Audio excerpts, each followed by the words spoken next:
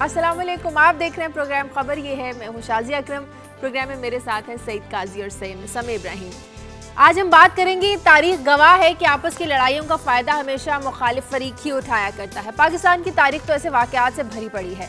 आज फिर मुल्क में हमारा जो सियासी माहौल है वो गर्म है। सियासी जमातें एक दूसरे को नीचा दिखाने के लिए हर तरह की कोशिश कर रही हैं, हर मुमकिन हद तक जा रही हैं। कहीं इस लड़ाई का फ़ायदा भी कोई तीसरी कुव्वत ही ना उठा ले।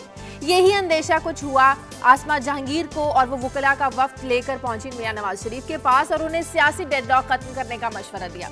नवाज शरीफ ने भी ये अहद किया कि किसी तीसरी कुव्वत को फ़ायदा नहीं उठाने दिया जाएगा। एक तरफ सियासी रंजिशी और फासले हैं तो दूसरी जानिब तीसरी कुव्वत का खौफ। सवाल ये होता है कि इस खौफ के बायस फिर उसूलों पर क्या इन्हें सौदेबाजी करना पड़ेगी। इस पर हम बात करेंगे। साथ ही हम बात करेंगे कि खराब मौसमी सूरत हाल, नए बजट की तैयारी और IMF के कर्जों की वापसी, या फिर बैनुल-अक़वामी जिम्मेदारियां फंस गई है जान शिकंजे के अंदर। वफाकी हुकूमत जाए तो कहाँ जाए, सिर्फ एक ही हल बचता है, वो है नेटो सप्लाई की बहाली। तो क्या हुकूमत नेटो सप्लाई को बहाल कर देगी? वज़ीर-ए-आज़म गिलानी ने भी आज इसी मामले पर मजीद गौर करने के लिए आज दिफाई कमेटी का इजलास भी बुला लिया है, मगर मामले के तमाम पहलुओं का अच्छी तरह से जायजा लेना भी बहुत जरूरी है। बहरहाल इस मामले का फैसला आज या कल में हो जाएगा। हम आज से अपने प्रोग्राम में एक सवाल भी शामिल किया करेंगे जिसमें आपकी राय लिया करेंगे। आज का हमारा सवाल ये है कि क्या नेटो सप्लाई बहाल होनी चाहिए, और क्या नेटो सप्लाई की जो बहाली है ये वक्त का तकाजा है। इस पर आप हमें कॉल कीजिए और आप हमें अपनी राय दीजिए, और अपनी राय देने के लिए डिटेल में आप बात करना चाहते हैं आप हमें मेल भी कर सकते हैं। इसके अलावा और बहुत सी खबरें शामिल करेंगे। एक ब्रेक के बाद हमारे साथ रहिए।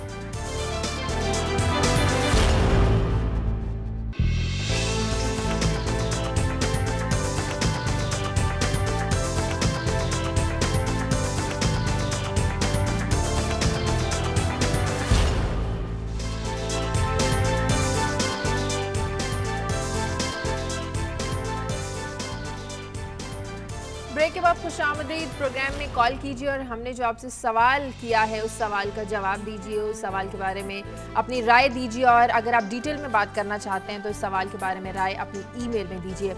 अब रोज़ाना की अहम खबरें, सारा दिन की अहम खबरें क्या हैं, रोज़ाना हम बात करते हैं समी साहब और काजी साहब से। जी काजी साहब। शाजिया, आज मैं आगाज़ में बात करूँगा कि एक फेस सेविंग डील वर्कआउट हो गई है, तैयार होगी। कल जो प्रेसिडेंसी में मीटिंग भी हुई इस हवाले से और ये खबरें आ भी रही थी। इस पे बात करेंगे कितना अच्छा हमारा फेस है और कितना सेव होगा वो, और साथ मगर इस और फिर इस हवाले से बड़ी बहसें भी होंगी कि जनाब इसकी क्या ज़रूरत थी, डील होगी। मगर मुझे एक बात याद आ गई, ज़िमरन बता दूं कि मैं जनरल हमीद गुल साहब को लाइन पे लिया हुआ था रेमंड डेविस के ज़माने में। तो मैंने कहा हजूर वो ऐसे निकाल के ले जाएंगे जैसे मक्खन में से बाल निकाल के ले जाते हैं। तो उन्होंने, उनका ख्याल था शायद मुश्किल हो, मगर बाद तारीख ने देखा जो भी हुआ। इस पर बात करेंगे, और ख़ास तौर पर हमारे जो दो बातें थी, ड्रोन तो खैर हमने क्या करवाने थे, हम माफ़ी वाले स्टैंड से भी थोड़ा सा, तो इससे हमें थोड़ा सा लगता है इक्वेशन क्या है, कितनी बराबरी, और माशाल्लाह उस सतह पे हम बात करते हैं हमारे हुक्मरान और हम उनसे। इस पे थोड़ी सी गुफ्तगू। फिर एक तकलीफ दे खबर कि कुछ जो हमारे फाटा के इलाके हैं वहाँ पे खसरे से 12 बच्चे हलाक हुए। पहले रेशो थी साल में 2 या 3 केसेस आते थे, 2 हफ्तों में 12 केसेस आए और एक एडल्ट भी मरा उनमें। वजह क्या बताई जा रही है? तवानाई के बुरान की वजह से जो स्टोर करने की वो नहीं है, कर्फ्यू, जंग, इसकी वजह से ये हमारे नन्हे मुन्ने बच्चे जो हैं वो मारे जा रहे हैं। इस अजीम लड़ाई पे जो हम कुर्बानियाँ दे रहे हैं उसमें शायद ये भी एक सिलसिला है। फिर इसी से जुड़ी हुई एक और ख़बर कि ये जो बॉर्डर पे जंग की वजह से 5 लाख लोग दोबारा डिस्प्लेस हो चुके हैं। रोज़ाना 500 फैमिलीज़ जलोज़ई कैंप में जा रही हैं। तो हम इस तरह से बेखानमा बर्बाद करके लोगों को इधर से उधर जो कर रहे हैं, इस पे बात करेंगे। और कल फिर हमारी बात रह गई थी क्योंकि एक और जंग बड़ी दिलचस्प यूरोप के वस्त में चल रही है। अब यूनान में कहा जा रहा है, उनके सदर साहब गवर्नमेंट तो नहीं बना सके, कि बड़े डिग्निफाइड और अच्छे और टेक्नोक्रेट्स को हम लेके आएंगे, क्योंकि अब अवामी नुमाइंदों में तो वो ताकत नहीं है कि अवाम पे वो जुल्म डाल सकें जो ज़रूरी है यूरोपियन यूनियन को कायम रखने के लिए। तो वहाँ भी हम देखते हैं कि अवाम और खवास का क्या रिश्ता है और बीच में जमहूरियत बेचारी कहाँ पे खड़ी है। इस पर बात करें।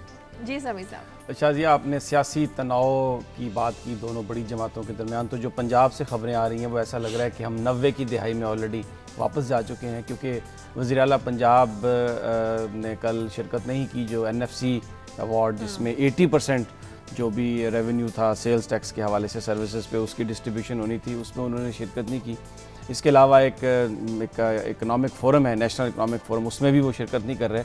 और जो रिपोर्ट्स आ रही हैं वो ये हैं कि जो वज़ीर-ए-आज़म के लिए जो प्रोटोकॉल है अब वो भी पंजाब गवर्नमेंट ने विड्रॉ कर लिया है और उनको फॉर्मर प्राइम मिनिस्टर वाला प्रोटोकॉल दिया जाएगा। तो एक बड़ी शदीद तनाव की कैफियत है जिसमें आपने कहा कि वकला ने कोशिश की है कि इस डेडलॉक को ख़त्म किया जाए और नवाज शरीफ साहब ने एक इंदिया भी दिया। तो ये उनका जो इंदिया देना वो अच्छी खबर है, लेकिन प्रैक्टिकली हम 90 की दिहाई में हैं और ऑलरेडी मामला स्टक हो चुका है। दूसरी एक ख़बर जो मेरे पास है वो शाजिया हमारा जो सिस्टम है उसके हवाले से है कि हमारी प्रोसिक्यूशन, हमारी पुलिस, हमारी अदलिया, हमारी गवर्नेंस, हम कहाँ जा रहे हैं कि एक शख्स उसको सज़ा हो गई 2010 में कि इस इल्ज़ाम में कि उसने अपनी बीवी को अगवा किया और ये भी इल्ज़ाम था कि शायद उसने कत्ल कर दिया। 25 साल उसको सज़ा हो गई। कल उसकी बीवी शाजिया अचानक, आपकी हम नाम थी, अचानक वो पहुंच गई वहाँ पर हाई कोर्ट में और उसने कहा कि मुझे तो मेरे शौहर ने अगवा नहीं किया, मुझे मेरे बाप ने अगवा किया। तो इस पर बात करेंगे काजी साहब कि किस तरह उस जज ने सज़ा दे दी, किस तरह उनकी पसंद की शादी की, कैसे प्रोसिक्यूशन ने उसका केस किया, कौन विटनेस थे और हमारी पुलिस क्या कर रही है, इस पर बात करेंगे।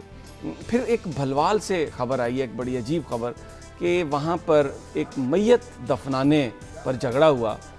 एक कब्रिस्तान के नज़दीक की जो आबादी थी उन्होंने कहा कि हम, एक डॉक्टर अता एक बड़ी समाजी शख्सियत थे भलवाल की, कि ये इनको हम यहाँ पर नहीं दफनाने देंगे। वो जो कोई भी होगी, एक वजह वो ये बयान कर रहे हैं कि शायद कब्रिस्तानों में अब जगह इतनी नहीं है। लेकिन उस पर हुआ क्या, जनाजा पढ़ने के बाद वहाँ पर लड़ाई हुई, मैयत नीचे गिर गई, सैकड़ों अफराद आपस में लाठियाँ, डंडे, पत्थर, और वो फिर उसके बाद मैयत को एक और जगह अपनाया गया। ये हमारा माशरा कहाँ जा रहा है? वो जो मोहब्बत थी, अखलास थी, हम बात तो करते हैं, आप भी बड़े दर्स देते हैं कि लड़ जाएं मर जाएं, तो ये मैयत दफनाने पर इत्तफाक नहीं है। पता नहीं किससे लड़ाई और किससे मरेंगे, मुझे ये जो मैयत थी उस मैयत को देख के भी इनको, उन लोगों को एहसास नहीं हुआ कि ये है इंसान की असल मकाम नहीं, और ये क्या करते हैं, ये एफेड्रीन बेच रहे हैं, ये इस मुल्क को बर्बाद कर रहे हैं। अब देखें ना, इनको ये एहसास नहीं है। अच्छी बात कही आपने। वो जो खैर लड़ने वाले तो एफेड्रीन नहीं बेच रहे थे, वो उस सतह वो जमीन के लिए लड़ रहे होंगे, तो वो जगह नहीं थी ना कब्रिस्तान में। चलिए अब हम इस पे बाद में वैल्यूज हमारी कहां, हम इसमें बाद में बहस करते हैं। सबसे पहले बात करते हैं सियासी खींचातानी की जो हमारे यहाँ चल रही है। हमने अपनी बात भी मनवानी है, हमने वज़ीर-ए-आज़म साहब को मानना भी नहीं है, हमने अदालत के अहकामात पे अमल भी करवाना है, लेकिन हमें एक डर भी रहता है कि कोई तीसरी कुव्वत ना आ जाए। तीसरी कुव्वत जरा पहले बता दें, हो सकता है देखने वालों को ना पता हो, पहले इसको जरा एक्सप्लेन कर दें। ये फौज की बात कर रहे हैं, तीसरी कुव्वत फौज ना आ जाए, और फौज जो है वो जाहिर है उसको आना भी नहीं चाहिए, उसको बिल्कुल एक इसकी दुरुस्त बात है। मगर यहाँ एक बात याद रखें, जब हम एस्टेब्लिशमेंट कहते हैं तो एग्जीक्यूटिव एक लिहाज से उसका हिस्सा भी होती है। हाँ, अब ये अगर लड़ाई सिर्फ इतनी है कि आइन के मुताबिक ठीक है, कौन से हिस्से किस तरह रूल करेंगे, उनके इख्तियारात क्या हैं, और ये बिल्कुल बात दुरुस्त है, यही करना चाहिए। लेकिन अब ये जो जंग इनके माबैन आपस में लगी हुई है, इस जंग में मेरा फिर वही सवाल है कि तीसरी कुव्वत आ जाएगी, चौथी, एक कुव्वत जो बड़ी नाताकती का शिकार है और जो असल कुव्वत है अवाम की, वो दूर परे बैठ के ये तमाशा देख रही है कि जा रही है कि नवाज शरीफ साहब को कह रही हैं जी कहीं वो ना आ जाए, हम बैठे रहे, देखिए हम और आप मिलके कर। अगर तो ये लड़ाई ये है कि जो रियासत के जो बड़े 4 या 3 धड़े हैं, सहाफत को तो आप रह नहीं दें, 3 धड़ों में केक के किस हिस्से को कौन ज्यादा प्रिजाइड ओवर करेगा, तो फिर तो इस लड़ाई से हमारा कुछ लेना देना नहीं। लेकिन अगर इस लड़ाई का मकसद ये है कि कोई एक धड़ा तो हमें नजर आए कि अवाम के लिए यार वो कुछ करने को बेताब है और फौज नहीं करने दे रही, ये अगर ये कैफियत हो या ये सवाल हो, मगर सवाल यहाँ ये नहीं है। यहाँ सिर्फ सवाल ये है कि एलीट का कौन सा हिस्सा बरसरे इक़्तिदार है, जमहूर के नाम पर या गैर जमहूर के नाम पर या फौज के नाम पर, ये लड़ाई है। जो मैंने पहले अर्ज किया था कि यहाँ पे जिस तरह मैंने कोट भी किया था कि तारीख है वाक़यात के बगैर, हीरोज़ हैं, सूरमा हैं बड़े बड़े, बगैर किसी बहादुरी के वाक़े के बगैर। तो ये जितनी जंग है आपस में, ये बेमानी जंग है उस वक्त तक जब तक ये कोई पॉलिटिकल प्रोसेस इंक्लूसिव ना हो, which includes people, common people, वो हमें कहीं नजर नहीं आता। हमें खदशात ऐसे क्यों रहते हैं? फौज तो बारहा कह चुकी है, इशफाक परवेज़ कियानी साहब भी कह चुके हैं कि हमारा ऐसा कोई इरादा नहीं, कोई गैर आईनी काम नहीं करेंगे। खौफ कहाँ दिमागों में फंसा हुआ है?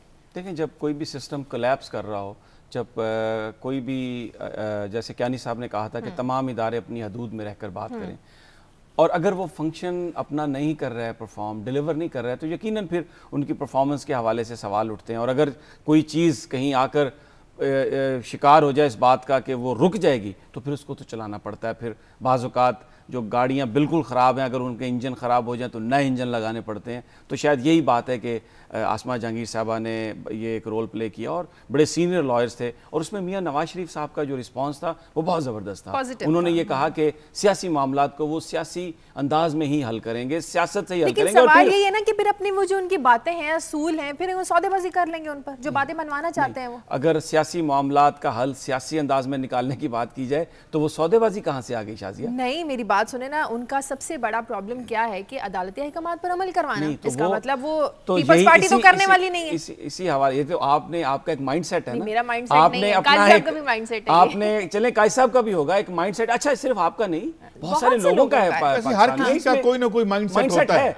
मतलब ये है कि बगैर माइंडसेट के तो होता नहीं है, कोई भी नहीं होता। लेकिन जो नवाज शरीफ साहब ने कल ये बात कही कि मैं सियासी मामले को सियासी अंदाज में हल करूंगा, फिर उसके बाद 26 तारीख को जो पाकिस्तान बार काउंसिल का एक जो वकला का एक जो बड़ा कन्वेंशन है उसमें उन्होंने आने की आमादगी का भी इजहार किया। तो ऐसा लग रहा है कि हुकूमत की जो सियासी जमात है और जो अपोजिशन है उसमें इस दफ़ा इस सियासी डेडलॉक को ख़त्म करने के लिए जो लॉयर्स तंजीमें हैं उन्होंने अपना रोल ढूंढा है, जो कि बड़ी अच्छी बात है। क्योंकि एक और मामला जो कानूनी है वो है चीफ इलेक्शन कमिश्नर की तैनाती का। कल उस हवाले से इजलास भी हुआ था, लेकिन उस इजलास को वो गवर्नमेंट ने बुलडोज करने की कोशिश नहीं की, जो एक जेस्चर दिया, क्योंकि गवर्नमेंट ने पहले खुर्शीद शाह को उस पार्लिमानी कमेटी का सरबराह मुकर्रर कर दिया था, लेकिन मुस्लिम लीग नून ने जब उस पर एतराज किया तो फिर सेक्रेटरी जो नेशनल असम्बली है उन्होंने उसको प्रिजाइड किया, और आज दोबारा उसमें मीटिंग होगी जिसमें मुस्लिम लीग नून के तहफ़्फ़ुज़ात हैं JUI के मेंबर के हवाले से कि ये तो हुकूमत के साथ मिले हुए हैं। तो एक जो जेस्चर कल गवर्नमेंट ने दिया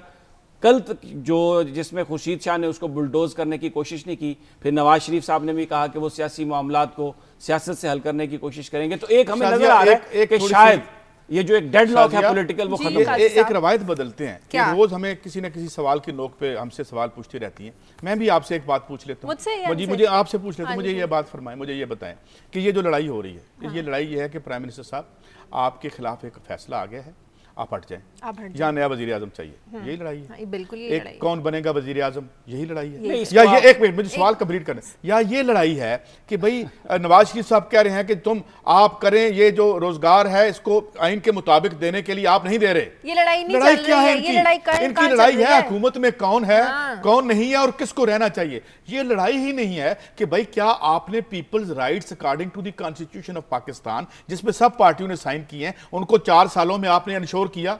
तो ये इस लड़ाई का कौन सा बने? ना तो पूरा पढ़ा है ये बात, और ये जो आप बयान कर रहे हैं कि जी सिर्फ इस बात की लड़ाई।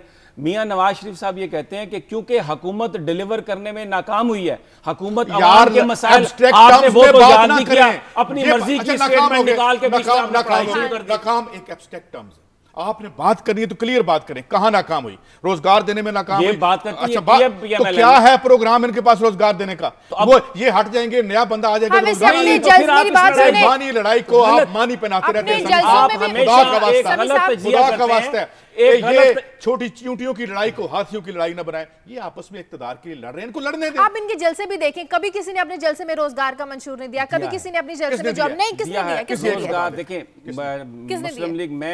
मुस्लिम लीग नून इस वक्त नौजवानों में लैपटॉप तकसीम कर रही है, उसे रोजगार मिल गया, वो इंप्रेस हुए थे इमरान खान से। रोजगार मिलेगा ना भाई, रियासत का फर्ज है आइन की आर्टिकल के मुताबिक। किसी ने अपनी किसी की, मैंने तकरीबन 3-4 मंशूर मचाते हैं बहुत ज्यादा, बोलने आप देते हैं, 3-4 मंशूर पड़े हैं। 3-4 मंशूर जो अभी आखिरी जो मंशूर आया था वो मुस्लिम लीग हम ख्याल का आया था, ये पीपल्स पार्टी का शहरी रहमान ने लिखा था, मुस्लिम लीग का भी पढ़ ले, किसी में एक कंक्रीट टर्म भी नहीं है कि जिसमें वो कैटेगरी। अच्छा, इससे पहले मुस्लिम लीग नून को नौजवानों का कितना ख्याल आ गया था? देखिए, मैं ये नहीं कह रहा कि पाकिस्तान में इस वक्त जो सियासी जमातें हैं वो कोई डिलीवर करने में कामयाब हो गई हैं या जो उनके मंशूर थे उन पर अमल करने में कामयाब हो रही है, लेकिन ये कैटेगराइजेशन जो करनी कि ये लड़ाई ये है कि मैं आ जाऊं, लड़ाई ये है वो चले, और क्या लड़ाई है? और उनका और क्या लड़ाई है कि जागो नेक आदमी आ जाए, बेचते रहते हैं, और क्या लड़ाई है यार? पता नहीं क्या बेचते हैं, क्या लड़ाई है कि कौन इस वक्त पार्टियों में क्या लड़ाई है, इसमें इनमें आपस में क्या कजी है कि देखो हम जो इक़्तिदार की जंग लड़ रहे हैं इसको उस नुक्ते पर मत ले जाओ कि फौज आ जाए, हम दोनों ही बीच में से गायब हो जाएं, इसके अलावा क्या लड़ाई है? नहीं, इसके अलावा ये जो पाकिस्तान के अंदर जो जमहूरी प्रोसेस और किस लिए गई? अच्छा, बोलने दे रहे, या तो आप तो औरतों की तरह बिल्कुल बोलने ही नहीं देते, बीच में रहने दे, आपस में क्यों लड़े? मुझे कॉल लेने दे, लाहौर से कॉल है अरशद अली। हेलो, अस्सलाम वालेकुम। अस्सलाम वालेकुम जी अली। जी, मैं सबसे पहले तो आपको वो क्वेश्चन का आंसर देना चाहूंगा जो आपने किया है आज। मैं उसका कहूँगा कि अगर हमारे फॉर्मर प्राइम मिनिस्टर साहब 80 लोगों का डेलीगेशन लेके जाएंगे बरतानिया, तो फिर मेरे ख्याल में यकीनन नेटो सप्लाई लाइन बहाल करने की जरूरत है। उसके बाद मैं सेकंडली ये मैं बात करना चाहूंगा कि आपकी और काजी साहब की शादी, आपकी और काजी साहब की मैं तारीफ करना चाहूँगा, बिल्कुल गैर शर्मिंदा बोलते हैं। और समी साहब से मेरा क्वेश्चन है कि आप यहाँ पे अवाम के स्पोक्समैन हैं या पीपल्स पार्टी के स्पोक्समैन हैं? और सेकंडली मेरा एक क्वेश्चन है कि क्या यहाँ पे कोई ऐसा इंस्टीट्यूशन है जो गरीबों को फुल सब्सिडी देता हो, मीडियोकर्स को मीडियम और अमीरों से फुल देता हो, अगर इंक्लूडिंग शौकत खानम और नमद यूनिवर्सिटी? अगर कोई है तो आप थर्ड बता दें मुझे काइंडली। शुक्रिया, शुक्रिया ताहिर। एक तो क्योंकि उन्होंने मुझ पर से सवाल किया कि क्या मैं पीपल्स पार्टी का तर्जमान, भाई बिल्कुल मैं पीपल्स पार्टी का तर्जमान नहीं हूँ। मैं गरीब आदमी, मुझ में कहाँ इतनी मजाल के मैं पीपल्स पार्टी का तर्जमान बन सकूँ। बाकी जो उन्होंने ये बात कही है कि सब्सिडी गरीबों को कोई भी नहीं देता या जो गरीब हैं उनके मामलात को कोई भी हल करने की कोशिश नहीं करता, मेरा ख्याल है उनकी दुरुस्त बात है। 40 लोगों का डेलीगेशन आप लेकर गए, 80 लोगों का डेलीगेशन, ये भी मेरा ख्याल है कि एक बहुत बड़ा डेलीगेशन इस वक्त ले जाने की ज़रूरत नहीं थी। वज़ीर आज़म ने अगर स्ट्रेटेजिक डायलॉग के लिए जाना भी था तो वो एक मुख्तसर डेलीगेशन लेके जा सकते थे। इस मौके पर जबकि पूरी कौम तारीकियों में डूबी हुई है, नेशनल एक्सचेकर पर इतना बड़ा बोझ डालना मेरा ख्याल है नामुनासिब बात। और बहुत बड़ा डेफिसिट आ रहा है हमारा, ये हम बात कर चुके हैं। बिल्कुल। ये एट द एंड हम वकला की जो एक कोशिश कह सकते हैं, सासी जो दर्जा हरारत टेम्परेचर है उसको ठंडा करने में, उसको कम ये करने बड़ी में, जैसे पहले मैंने अर्ज की कि बड़ी अच्छी कोशिश है, लेकिन खुदा के लिए इसको इस तरह से कैटेगराइज ना करें कि ये 2-3 इंडिविजुअल्स के दरमियान इख्तिदार की लेना देना नहीं है अवाम का इस वकला के डेलीगेशन से। खुदा का आगे बढ़ते हैं, बात कर लेते हैं नेटो सप्लाई की बहाली से कुछ लेना देना है हमारा। देखो, नेटो सप्लाई ना हमने बंद की थी ना हम उसे रोक सकते हैं। बंद तो हमने की थी काजी साहब। पॉलिसी मेकिंग से, पॉलिसी हमसे मुराद देखे ना, जो आप खोलने लगे हैं वही हम है। ना हमने कोई इस पे कोई रेफरेंडम हुआ है, अवाम से हमने पूछा है जनाब बंद करनी थी, हमने आज खोल रहे हैं तो हम अवाम से पूछ रहे हैं। हम तो उसको एक मीडिया में गुफ्तगू करेंगे ताकि ज़रा कम ठंडा। बात ये नहीं है, इसमें जो समझने की बात है वो सिर्फ इतनी है, वो ये मैंने जैसे पहले कल अर्ज़ किया था कि वैसे इन दी अल्टीमेट एनालिसिस नुकसान उसका सिर्फ यही होगा कि अगर फिर से अगर इन ट्रकों पे हमले हुए तो हमारी आबादियाँ गैर महफूज हो जाएंगी। इसके अलावा इसमें क्या हो जाना है, या कुछ 4 पैसे इस तरह शायद बनवा लें, इस ज़्यादा से ज़्यादा हम यही गेन करेंगे कि पहले हम मुफ्त कर रहे थे, फिर हमने नॉमिनल पैसे लगाए, अब हम ज़्यादा ले रहे हैं। चलें वो भी बात होगी, मगर 2 इशू थे। इवन हमने उस पर भी विदड्रा कर लिया कि यार कम से कम सलाला पे जो आपने ज़्यादती की 24 घरों में, उन 24 घरों का सोचें क्या उनके बच्चे, उनकी बीवियाँ, जो जो जो हमने इन्होंने जुल्म किया उस पर उनका जब माफ़ी भी नहीं मांगेंगे। सवाल ये है कि मेरे लिए इस खबर में सिर्फ इतनी बात है, और शायद मेरा ख्याल है गलत हो सकता है, समी साहब भी शायद इस तरह ही समझते हों कि इस मुल्क के अवाम के लिए सिर्फ समझने की बात यह है कि इक्वेशन क्या है, हम किस लेवल पे डील करते हैं। ये जो जमहूरियत की हम राग अलापते हैं वो इसलिए कि वो अब मिसाल के तौर पे इराक में कौन सी जमहूरियत बैठी हुई है? एक वो तालिबानी साहब बैठे हुए हैं, ठीक है, वहाँ पे एक आप पपेट बिठा देते हैं। एक जमहूरियत अफगानिस्तान में भी जमहूरियत है, पता है आपको? इलेक्टो क्या है जनाब अहमद करजई साहब, जिनके भाई जो है वो उसमें मुलविस थे, उसमें मनशियात में, जो बाद ना शायद मारे भी गए। तो ये है असल जमहूरियत होगी तो लोगों की विल रिफ्लेक्ट होगी और इन फैसलों में उनका दखल होगा। अच्छा, इमरान से भी हम बात करेंगे। अच्छा, इमरान से पहले ना मैं आपसे पूछना चाहूंगी कि हमें कॉम्प्रोमाइज क्यों करना नहीं, कॉम्प्रोमाइज का तो अभी कोई फैसला ही नहीं आया। अभी तो इंडिया आया है, प्राइम मिनिस्टर साहब बोले हैं एक फैसला जो उन्होंने, प्राइम मिनिस्टर ने भी अपना एक माइंड दिया है कि क्या वो चाहते हैं, वजीर खारजा ने भी दिया। लेकिन वाशिंगटन में मैं एक बात कर रहा था वहाँ पर आयशा तंजीम साहबा से, तो उन्होंने मुझे बताया, बड़ी सीनियर जर्नलिस्ट हैं, कि एक जो वहाँ पर कल एक हाई लेवल मीटिंग हुई उस पर यह फैसला किया गया कि सदर आसफ अली जरदारी को वो इनविटेशन देंगे वहाँ पर शिकागो कॉन्फ्रेंस में नेटो की जो 20 और 21 मई को हो रही है, और बज़ाहिर ये अनकंडीशनल होगी। अगर वो लाइन पर हैं, आयशा हमारे साथ लाइन पर है? नहीं, अभी हमारे साथ वो लाइन पर नहीं है। अच्छा, तो वो उन्होंने ये बताया कि वो एक ये अच्छी एक डेवलपमेंट है कि आइसोलेशन अगर खत्म हो और पाकिस्तान मशरूत नहीं रखा कि नेटो सप्लाई की बहाली हो ना हो, लेकिन उन्होंने ये फैसला कर लिया। कुछ इस किस्म की इतलात आ रही है कि गालिबन जो नेटो की बहाली का जो ऐलान है शायद वो भी शिकागो में ही किया जाए, प्रेसिडेंट वहाँ पर जाके ऐलान करें कि हम नेटो की उसको बहाल कर रहे हैं रूट को।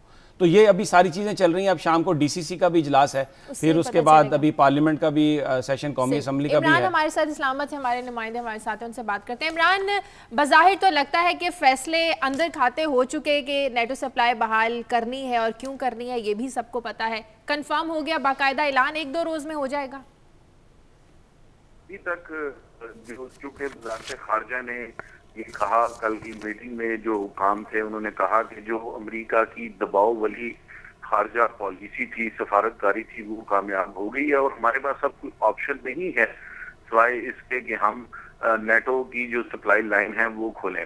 आज जो काबीना की कमेटी बराए दिफा का इजलास है, उसमें बुनियादी तौर पे तैयार किया गया पॉलिसी पेपर डिस्कस होगा, जिसमें तमाम अहम वजारतों की डिफेंस समेत इनपुट मौजूद है। उसके बाद आज ये फैसले किए जाएंगे।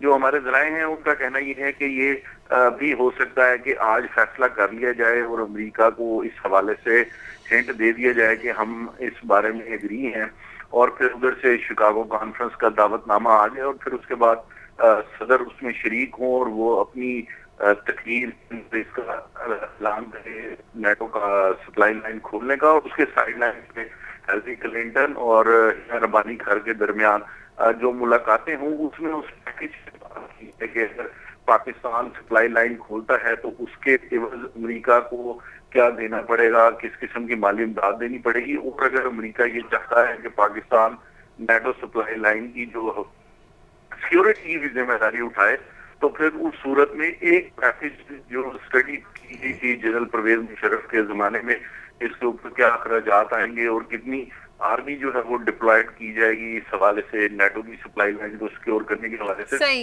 उस हवाले से चीजें जो हैं वो डिस्कस की जाएंगी। बहुत शुक्रिया। इमरान की आवाज़ भी कुछ ठीक नहीं आ रही थी। काजी साहब, आपको नहीं लगता कि कहीं ना कहीं हम पे प्रेशराइज टैक्टिक्स यूज़ किए गए हैं? जाहिर है ये तो डिप्लोमेसी ऐसी है, और समी साहब जो है वो ठीक कहते हैं कि इसमें किस हद तक आप उनको रजिस्ट कर सकते हैं जब ये तर्ज मीशत हो और जब अपने आप को आपने इतना उन पर डिपेंडेंट बना लिया हो। अभी आपका बजट आ रहा है, पॉलिसी देखें ना, ये सारी चीज़ें आपस में जुड़ी होती हैं। जो माशी आपकी इंडिपेंडेंस है वही आपको अलाउ करती है कि आप अपनी एक आज़ाद खारजा पॉलिसी बना सकें। मसलन ये जो सलूक हमारे साथ अमेरिका रवा रख रहा है वो किसी ऐसे माशी तौर पर मजबूत मुल्क से रवा नहीं रख सकता। और ये हम ऐसे क्यों, हम दोनों तरफ से मार खाते हैं। एक तरफ तो उनकी ही माशी जो फार्मूले हैं और उनकी जो थेरीज हैं उनको इम्प्लीमेंट करके हम अपने आप को सबसर्विएंट कर लेते हैं, और फिर उसका लाजमा और लाजमी नतीजा ये निकलता है कि जब ऐसे क्रूशल मोमेंट्स आएँ तो हम अपने अवाम में अपने मफाद में फैसले ना कर सकें। आप ज़्यादा से ज़्यादा उन्होंने एक बड़ी अच्छी बात पॉइंट आउट की कि भाई वो अब हमें क्या देंगे। जाहिर है इस वक्त हुकूमत जो है वो चाहेगी कि उसे कोई थोड़ा सा रिलीफ मिले। वजह से अभी बात हो रही थी बजट डेफिसिट बहुत बड़ा आ रहा है, 4.7% पे ये इसको कंटेन नहीं कर सके। और सबसे बात यह कि जो हमारा जो एक्सपोर्ट और इम्पोर्ट का बिल है उसके माबैन $12 बिलियन का फर्क आ गया, तो उसको हम कैसे ब्रिज करेंगे? ये सारे इशूज़ हैं। और ये सारे इशूज़ क्यों हैं? क्योंकि माशी जो मॉडल है हम अपनी मर्जी से बना नहीं सकते। तो ये सारी चीज़ें ब्रेक लेनी है, वक्त एक ब्रेक का। ब्रेक के बाद वापस आएंगे, आपकी मजीद कॉल्स भी लेंगे और आज मैं आपसे आपकी भेजी गई ईमेल भी शेयर करूंगी एक ब्रेक के बाद।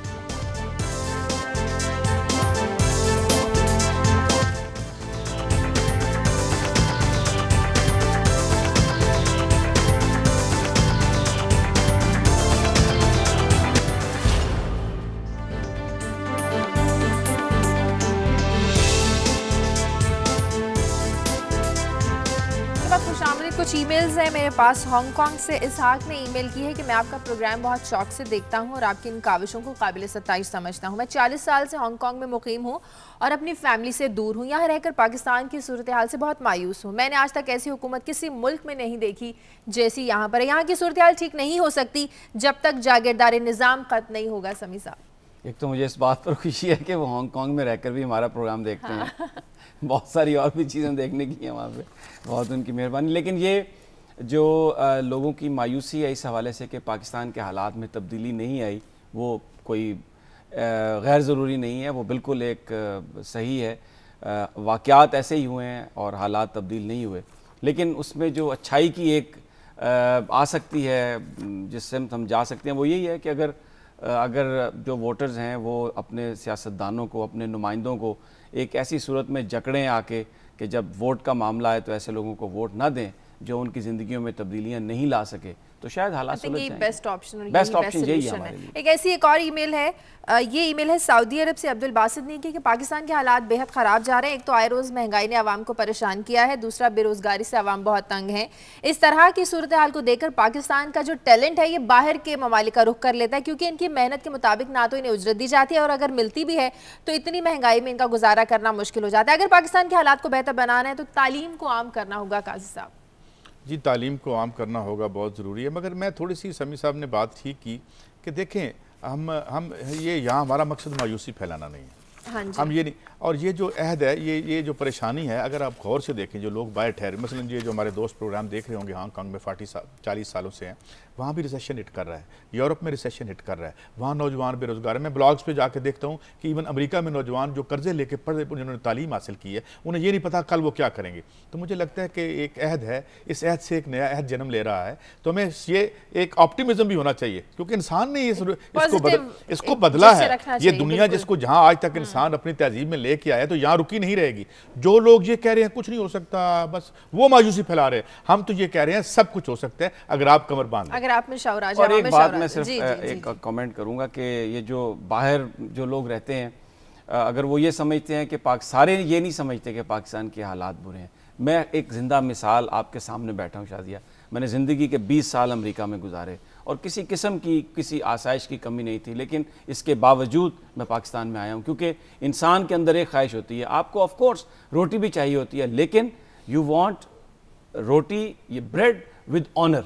आपकी जो अपनी जो आइडेंटिफिकेशन है, आपकी जो अपनी रिकग्निशन है, आपका जो अपना मुल्क है, ये उससे जुड़ी हुई तमाम चीज़ें। इसलिए ये जो बाहर से बैठे हुए लोग इधर आते नहीं हैं और टेलीविजन पे और खबरें पढ़ के कि पाकिस्तान में हालात बुरे हैं, लेकिन यार ऐसी बात नहीं है कि यहाँ पे हकीकत है कि यहाँ पर जो टैलेंट है उसकी उस तरह से कदर नहीं की जाती है। दुनिया भर में शाजिया, मैं इसको समेटता हूँ क्योंकि आपने बहुत सारी दूसरी चीज़ें भी डिस्कस कर। दुनिया जहाँ, अमेरिका में भी, बरतानिया में भी, जहाँ पर जो लोगों को जब अच्छी नौकरियाँ मिलती हैं तो वो चले जाते हैं। जो मिसाल देता हूँ मैं आपको, ये जो तेल निकालने वाली कंपनी है, उनके लिए जो इंजीनियर्स जो काम करते हैं, सहराओं में जाके काम करते हैं, वो शहरों को छोड़कर ज़्यादा पैसे बनाने के लिए जाते हैं। तो ये अच्छी ज़िंदगी गुजारने के लिए, पैसे बनाने के लिए लोग दूसरी जगह जाते हैं जॉब्स। उसको ये दे देना कि जी टैलेंट उधर जा रहा है, भाई जहाँ पर, यहाँ ये बात सही है कि हमारे यहाँ वो सिस्टम नहीं है जिसमें लोगों को रोज़गार प्रॉपर मिल सके, वो उन्होंने हाईलाइट ठीक किया। लेकिन इसको इस तरह से कैटेगराइज कर देना कि पाकिस्तान को ऐसी जगह है कि जहाँ पर हर रोज सिर्फ कत्ल ही है, जो ऐसी बात नहीं है। मसाइल हैं,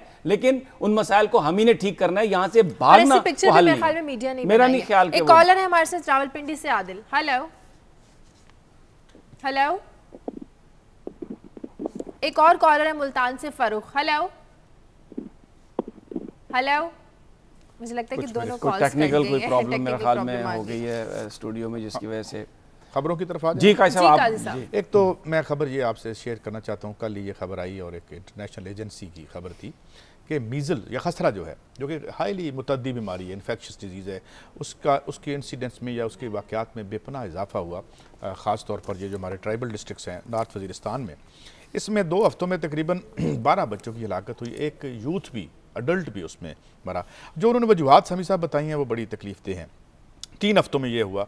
और कोई डॉक्टर मोहम्मद अली शाह हैं जो कि वहाँ के चीफ हैं मीरान शाह में, वो कहते हैं कि इसकी पहले साल में 2 या 3 ऐसी डेथ्स जो हैं वो रिपोर्ट होती थी, मगर एकदम से इसके इंसिडेंट बढ़ा। उसकी वजह क्या उन्होंने बताई है, उन्होंने कहा जी यहाँ कर्फ्यू होता है, वार होती है, उसके बाद बिजली नहीं आती, हम दवाइयाँ जो हैं वो रेस्टोर नहीं कर सकते और उनको उनकी कैफियत में नहीं रख सकते, जिसमें फिर नॉन वैक्सीनेटेड बच्चों की वहाँ बहुत बड़ी एक तादाद है। जो ज़ाहिर है इस जंग में जाके कौन उनको वैक्सीनेट करेगा, तो और फिर उसमें वो दे आर मोर लाइकली और वो वल्नरेबल हैं, उन पे जो है, इस पे भी हमें देखना है। ये भी हमारा एक बहुत बड़ा फरीज़ा है समी इब्राहिम साहब। और मेरे ख्याल में एक जमहूरी हुकूमत का इससे बड़ा क्या फरीज़ा हो सकता है कि और ये प्रिवेंटेबल डिजीज़ हैं, ये वो डिजीज़ हैं जिन्हें हम बच सकते हैं और उसमें हम उनको झोंक रहे हैं। तो ये इस तरफ भी हम, वही वसाइल की जो डिस्ट्रीब्यूशन है वो ठीक नहीं है, हुकूमत की जो तरजीहात हैं वो मुनासिब नहीं लगती। मैं एक जिक्र किया आपको खबर में अपनी कि एक खातून थी फैसलाबाद के नज़दीक एक जगह सांगला हिल, शाजिया आपकी हम नाम थी, उन्होंने सिर्फ नाम ही हम नाम अच्छा उन्होंने अपनी पसंद की शादी की एक शख्स से, नज़ीर से 2008 में। लेकिन क्या हुआ कि 2010 में उसको वो फौरी तौर पर वो जो है ना वो लड़की गायब हो गई। तो उसके जो वालिद थे वो उन्होंने पर्चा दर्ज करा दिया कि ये जो मेरा जो ये दामाद है, ये जो नज़ीर साहब है, इन्होंने मेरी बच्ची को अगवा किया और गालबन कत्ल कर दिया। खुद नहीं था। अच्छा, वो प्रोसिक्यूशन ने केस बनाया, काजी साहब 2 साल तक वो केस चला। 2010 में उस नज़ीर को उम्र कैद की सज़ा हो गई। अब जनाब वो बेचारा जेल में है। तो अचानक कल एक ड्रामाई सूरत हाल कि वो लड़की अदालत में पहुंच गई, हाई कोर्ट में। उसने कहा कि जनाब मैं हूँ शाजिया और मैं जिंदा सलामत हूँ, मुझे किसी ने अगवा नहीं किया, मुझे तो मेरे बाप ने जबरदस्ती। इसमें भी कंफ्यूजन आ रही है, कोई कहता है अगवा किया है, कोई कहता है कत्ल किया नहीं, वो अगवा किया तो खदशा ये जाहिर किया गया ना कि उन्होंने कत्ल कर दिया होगा, तो सजा ज्यादा इसलिए कि ना कोई बॉडी मिली थी ना कुछ और। लेकिन 2 साल तक प्रोसिक्यूशन हुई, केस चला और एक सेशन जज साहब ने उनको मुजरिम करार देते हुए उम्र कैद। एक लाइट सी बात आपसे और नाज़रीन से शेयर कर लूं, जब मिर्ज़ा गालिब को उन्होंने वो कर्ज खाही में पकड़ लिया कोतवाल दिल्ली ने, तो वो जब बंद थे तो एक दूल्हा वहाँ लाया गया जिसको उस रात किसी जुर्म में पकड़ लिया, जिस रात उसकी शादी थी और वो रो रहा था। तो उसने मिर्ज़ा ने पूछा हुजूर क्या हुआ, तो कहते हैं जनाब आज मेरी शादी थी और आज ही मैं गिरफ़्तार हो गया और मुझे 2 माह की सज़ा हो गई। तो मिर्ज़ा कहने लगे कोई बात नहीं, आप उम्र कैद से बच गए। लेकिन ये तो चलें, आप एक लाइट नोट पे बात कर रहे हैं, लेकिन काजी साहब मैं आपसे एक सवाल करता हूँ, हमारे नुमाइंदे भी उनसे भी लेते हैं बाद में टेक के क्या है, लेकिन मुझे आप ये बात बताएं कि वो ये सारा कुछ जो हुआ ये क्या, किस गवर्नेंस की हम बात करते हैं, किस आज़ाद अदलिया की हम बात करते हैं, किस सिस्टम की हम बात करते हैं? वो शख्स जो जेल में जिसने अपनी ज़िंदगी के इंतहाई कीमती दिन गुजारे, कोई उसका रिस्पॉन्सिबल है? जिन लोगों ने उसको भेजा वहाँ पर, क्या उसका कोई रिस्पॉन्सिबल है? मुझे अभी जिक्र नहीं किया हमने बहुत सारा, इसी से एक यानी अदालती निज़ाम के हवाले से एक खबर थी, एक जस्टिस मामून रशीद साहब हैं लाहौर हाई कोर्ट के, वो मोटरवे पे चल रहे थे 5-6 दिन पहले जी। तो एक बेचारे इंस्पेक्टर ने उनका चालान कर दिया।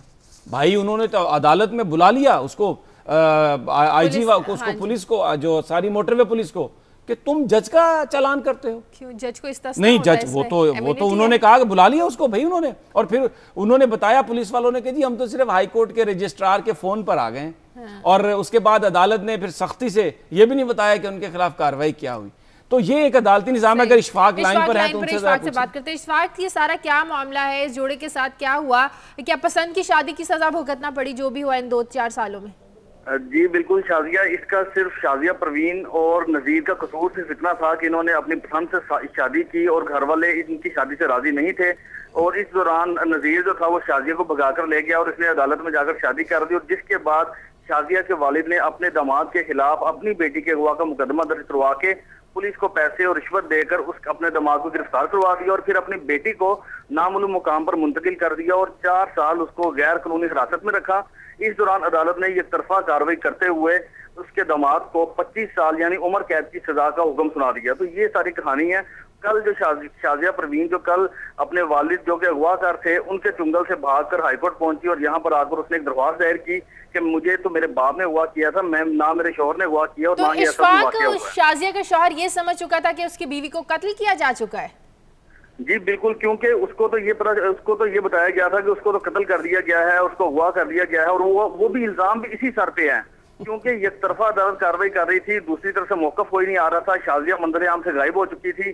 प्रोसिक्यूटर ने भी यही कह दिया, तफ्तीशी अफसर ने भी यही कह दिया कि शाजिया भी दुनिया में नहीं है, वो तो इसने मार के फेंक दिया कहीं पर, तो हमें नहीं पता, आप फैसला सुना दें। जिस पर जज ने 25 साल उम्र कैद की सजा सुना दी और ये सारा केस, और आज अभी कुछ ही देर में इस मामले पर हाईकोर्ट ने नोटिस लिया और कार्रवाई कर रही है। बहुत शुक्रिया इशफाक। अब देखें ना, बात ये है कि मेरा वही इतराज है समी साहब, ये लफ्ज बदल दें, वो आप भगा के ले गया, हम पहले ही उनको मातूब कर देते हैं, पहले ही हम उनको सजा दे देते हैं। पहले ही सजा, बिल्कुल। अच्छा, उन्होंने अपना राइट एक्सरसाइज किया भाई। अब मेरा एक सवाल है, मैं एक बतौर पाकिस्तान के शहरी, मैं कोई कानून का बहुत बड़ा कोई जानने वाला नहीं हूँ, क्या ये अब जो जज साहब हैं जिन्होंने सजा सुनाई उनको, क्या उनको भी चीफ जस्टिस साहब अपने किसी कटहरे में बुलाएंगे अज खुद नोटिस लेके?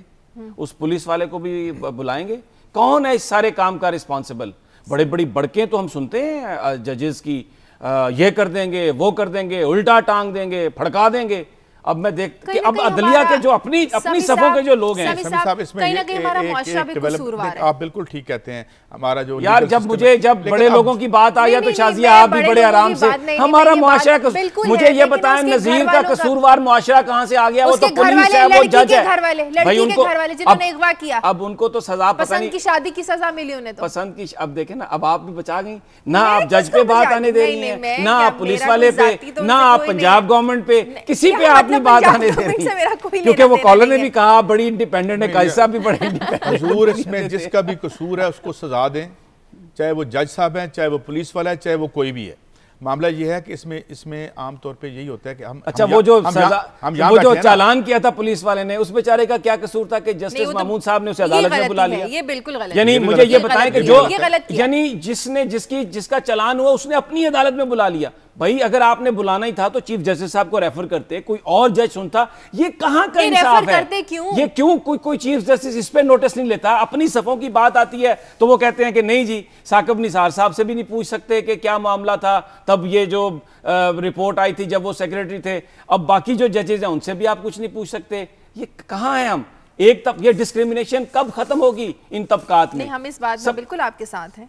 आप हमें चले, बड़ी आपकी मेहरबानी। हमारे मसाइल एक हैं, हमारे मसाइल एक हैं क्योंकि हम सब आवाम के मसाइल की बात करते हैं। अच्छा, एक और बड़ी अहम खबर थी भलवाल वाली, जो मैयत दफनाने पर सारा झगड़ा हुआ, ये सारा क्या माजरा है? साहब देखें कि एक डॉक्टर अता मोहम्मद एक समाजी शख्सियत थे, उनका इंतकाल हुआ तो पुराना भलवाल एक जगह है, वहाँ पर एक कब्रिस्तान है। डॉक्टर अता के वालिद और वालदा उसी कब्रिस्तान में दफन थे, तो उनकी भी ये ख्वाहिश थी कि जब उनका इंतकाल हो तो उनको वहाँ पे दफन किया जाए। लेकिन जो वहाँ के लोग हैं उन्होंने ये कहा कि जी हमारा ये दरगाह के साथ एक मुल्हका कब्रिस्तान है, हमारी ये ज़ाती जगह है और अब कब्रिस्तान में जगह कम है, हम इनको नहीं दफनाने देंगे। लेकिन उन्होंने इंसिस्ट किया, डॉक्टर अता के लवाहिकीन ने। वहाँ पर वो जब जनाजा हो गया, नमाज जनाजा, और उनको दफनाने का अमल था तो मस्जिदों में ऐलानात हुए, लोग आ गए, लाठियाँ डंडे, और जी वो जनाजा गाह में वहाँ पर वो जनाजा पढ़ने वालों में और पुराने बलवाल के जो रिहायशी हैं उनमें झगड़ा हुआ, मैयत गिर गई, पुलिस आई, 200 बंदों के खिलाफ पर्चा दर्ज हो गया।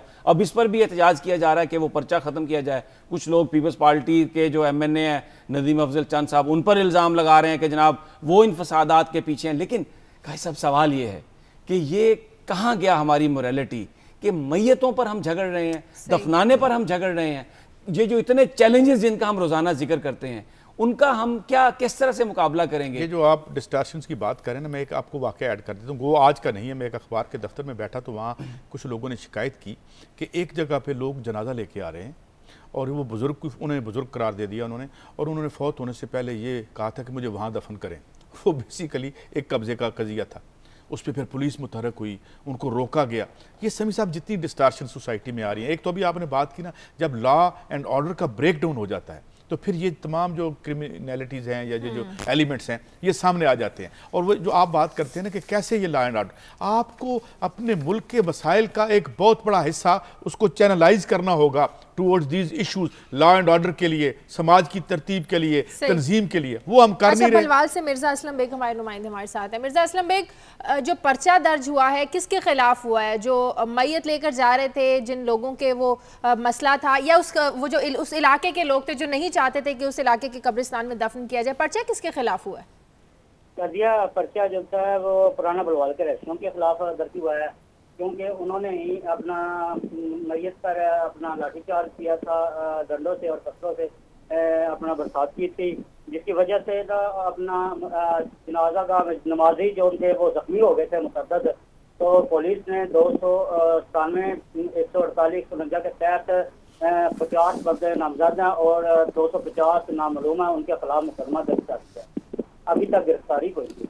बहुत शुक्रिया आपका। ये हालात है, मरना भी आसान नहीं रहा। ये हालात हैं कि मैयतों पर झगड़ा जा रहा है और किस कदर अफसोसनाक ये बात है, किस कदर, लेकिन किसी का दिल नहीं पसीजा, किसी को रहम नहीं आया। सलूक क्या कर रहे हैं? इसी से जुड़ी मैं अपनी वो खबर भी आपको बता दूं कि ये जो रिपोर्ट आई है, तकरीबन ये जो बॉर्डर का एरिया है यहाँ पे जो डिस्प्लेस हो रहे हैं इस वार ऑन टेरर से लोग, 5 लाख लोग रिपोर्ट कर चुकी है इंटरनेशनल एजेंसी कि ये हो चुके हैं, और 500 लोग रोज़ाना जलोज़ई कैंप में पहुँच रही है। 500 फैमिलीज़ जो हैं वो डिस्प्लेस हो रही हैं। अब ये है, ये मुझे बताएं, इससे पहले भी ये हुआ जब जब इस सारी जंग को खत्म करने की बात की जाती है तो आप फिर कहते नहीं एक और जंग करें, अमरीका से भी लड़े, कैसे खत्म, नाटो से भी लड़े। हम आप कहते हैं कि आप फिर ड्रोन की वजह से हो रहा है, आप आ जाता है, अरे भाई माफी नहीं मांगी उन्होंने, आप जब आप ड्रोन हमलों की हिमायत करते हैं यहाँ बैठ के, आप ड्रोन हमलों की सपोर्ट करते हैं यहाँ बैठ के, आप करते हैं।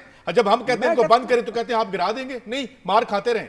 ये जो आप पैसे है, ये ना रवैया दे, ये आपकी वजह से हो रहा है। ये अमेरिका की उस पॉलिसी और उसको जो प्रमोट करने वाले हैं उसकी वजह से ये लोग डिस्प्लेस हो रहे हैं। इनकी जिंदगियां देखे, आपके हमारे बच्चे भी हैं, इनमें आधे बच्चे हैं, 5 लाख लोग हैं, इसमें आधे बच्चे और औरतें हैं जो डिस्प्लेस हो रही हैं, जो अब कैंपों में जाएंगी, वहां कैसे उनकी प्रेगनेंसीज हुई वो हम देख चुके हैं। और हम यहाँ बैठ के कहते हैं कि बड़ा अच्छा है अमेरिका बहादुर, और उसने जो हमें पॉलिसी दी, मारो इनको, लड़ो इनसे, और उसको हम प्रमोट करते रहते हैं। कभी भी किसी ने ये नहीं कहा कि ये पॉलिसी अच्छी दी और इसको तो फिर क्यों टोक कर रही है आपकी गवर्नमेंट जिसको आप सपोर्ट कर रहे हैं यहाँ बैठ के? मैं तो ये तो आप कहें कैटेगोरिकली कि crime against the people of Pakistan. ये तो इलेक्टेड गवर्नमेंट है, लोगों की गवर्नमेंट है, और लोगों के सामने जवाबदेह है। जिनको मरवा रही है है, उनकी गवर्नमेंट है ये। किनको मरवा जिन पर ड्रोन हमले करवा रही है उनकी गवर्नमेंट है। अगर आप निगोशिएशन के जरिए मामला हल करते हैं, कैसे निगोशिएशन? अभी तो हमने सारे डकैतों से आने वालों को कहें अब चोरों से नेगोशिएशन शुरू कर। आप एक एक करके बोल लें, मैं फिर उसका जवाब। अच्छा बोलें, आप बोले। ये क्या नेगोशिएशन करें? क्या जी मारे हमें, माफी भी नहीं मांगी आपके कहने पे उन्होंने, ठीक मारा था हमने आपको। ये है आपकी गवर्नमेंट। काजी साहब जब कोई, और यहाँ आप हमें आके प्रैग्मेटिज्म और बड़ी अच्छी देखिए आराम से रहना होता है, ये ना कहानियां बेचें यार, लोग बड़े तंग हैं। भाई मैं ये अर्ज कर रहा हूँ कि कोई भी जो मामला है उसका हल मुज़ाकरात से निकलेगा ना, उसका हल गुफ्तगू से निकलेगा। और जब आप गुफ्तगू करते हैं, वो रोजाना मुज़ाकरात करके आप पे बम मार रहे हैं। वो पहले मुज़ाकरात करते हैं कि हम आप ड्रोन हमला ले आ रहे हैं, हम आप पे मेहरबानी करेंगे, हम आप पे मारेंगे, और आप कहते हैं वेरी गुड, थैंक यू, आपने मुज़ाकरात कर लिए। ड्रोन हमले इसलिए होते रहे कि पहले हुक्मरानों ने इसकी इजाजत दे रखी और इन्होंने रोकी, इन्होंने भी इजाजत दी हुई है। तो फिर तो जब तक तो ये फिर जो 5 लाख लोग हैं, इनकी जिंदगियों की बर्बादी का जिम्मेदार कौन है? मैं, आप कौन? इनकी जिंदगियों के बर्बादी के जिम्मेदार वही हैं जो भी इन्हें रोकने की कोशिश कर रहे हैं, लेकिन उसको नाकाम हो रहे हैं, कोशिश में नाकाम। अभी तक नाकाम है, इसलिए डिफेंड ना करें प्लीज। कौन उनको डिफेंड कर रहा है भाई? लेकिन जो इलेक्टेड गवर्नमेंट है उसका मुहासबा आप और मैं नहीं कर सकते, अवाम कर सकते हैं। आपको बैठ गवर्नमेंट को डिफेंड करना सबसे मुश्किल काम है। शाजिया हम क्यों डिफेंड करें? हम नहीं कर सकते। वो कहते हैं हम इलेक्शन को जवाब डिफेंड कर सकते हैं। माइंडसेट देखें, ज़िया-उल-हक साहब कहते थे यहाँ पे 11 साल मैं तो अल्लाह को जवाब दूं, भाई अल्लाह उनसे पूछेगा हम कैसे। ये कहते हैं बस इलेक्शन, हम इलेक्शन में जवाब दें, ना हमें आइन पूछे, ना हमें अदालत पूछे, ना नैब पूछे कि ये स्मगलिंग में कौन, हम अवाम बता देंगे। एक लास्ट कॉलर है हमारे साथ कराची से, यूनुस हैदर। हेलो, अस्सलाम वालेकुम जी। वालेकुम। देखें शाजिया, मैं चाहूंगा कि जो आईना हमारे चीफ जस्टिस साहब दूसरे लोगों को दिखाते हैं, आज खुद भी देखें और मेरे ख्याल में आज खुद नोटिस लेके इस्तीफा दे दें। नंबर 2, काजी साहब ने बहुत अच्छी बात की है कि इन्होंने सियासतदानों का असली चेहरा दिखाया है हमें।